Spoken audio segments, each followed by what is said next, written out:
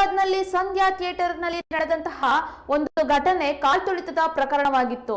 ಅಲ್ಲಿ ಓರ್ವ ಮಹಿಳೆಯ ಮರಣವೂ ಕೂಡ ಆಗಿತ್ತು. ಆಕೆಯ ಮಗನ ಗಾಯ ಕೂಡ ಆಗಿತ್ತು.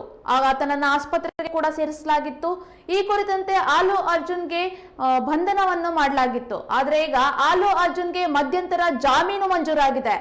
ಜಾಮೀನು ಮಂಜೂರು ಮಾಡಿದಂತಹ ತೆಲಂಗಾಣ ಹೈಕೋರ್ಟ್ ಈಗ ಆಲು ಅರ್ಜುನ್ಗೆ ಜಾಮೀನು ಮಂಜೂರಾಗಿದೆ.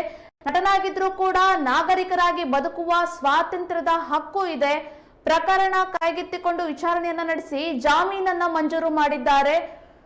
14 ದಿನ ನ್ಯಾಯಾಂಗ ಬಂಧನವನ್ನ ವಿಧಿಸಲಾಗಿತ್ತು ಆಲು ಅರ್ಜುನ್ ರವರಿಗೆ. ಇದೀಗ ಸ್ಟೈಲಿಶ್ ಸ್ಟಾರ್ ಆಲು ಅರ್ಜುನ್ಗೆ ಬಿಗ್ ರಿಲೀಫ್ ಸಿಕ್ಕಂತಾಗಿದೆ.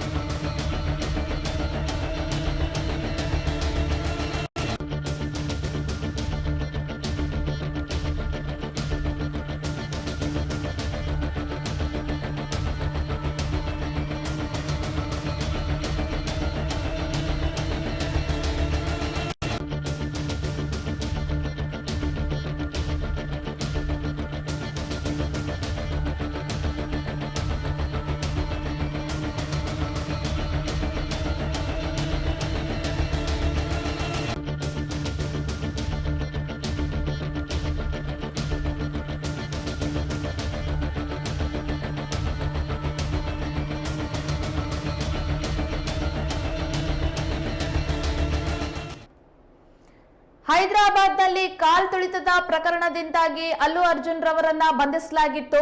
ಆದ್ರೆ ಈಗ ಅಲ್ಲು ಅರ್ಜುನ್ ರವರಿಗೆ ಮಧ್ಯಂತರ ಜಾಮೀನು ಮಂಜೂರಾಗಿದೆ.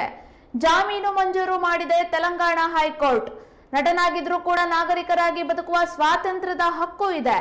ಪ್ರಕರಣವನ್ನ ಕೈಗೆತ್ತಿಕೊಂಡು ವಿಚಾರಣೆಯನ್ನ ನಡೆಸಿ ಜಾಮೀನು ಮಂಜೂರಾಗಿದೆ. 14 ದಿನ ನ್ಯಾಯಾಂಗ ಬಂಧನವನ್ನ ವಿಧಿಸಲಾಗಿತ್ತು. ಆದ್ರೆ ಈಗ ಸ್ಟೈಲಿಸ್ಟ್ ಸ್ಟಾರ್ ಆಲು ಅರ್ಜುನ್ ರವರಿಗೆ ಬಿಗ್ ರಿಲೀಫ್ ಸಿಕ್ಕಂತಾಗಿದೆ.